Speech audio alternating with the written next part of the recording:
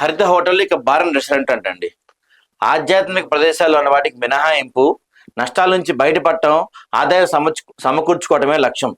కొత్త పర్యాటక పాలసీలో భాగంగా టూరిజం శాఖ ఇప్పటికే పలు పర్యాటక శాఖ హోటల్లో, బార్ అండ్ రెస్టారెంట్లో సేవలు, ప్రైవేట్ సంస్థల ఆధ్వర్యం నిర్వహణ, వాటిపై అధికారుల అధ్యయనం లాభదాయకంగా ఉండటంతో మిగతా వాటిని మార్చాలని నిర్ణయం అంట.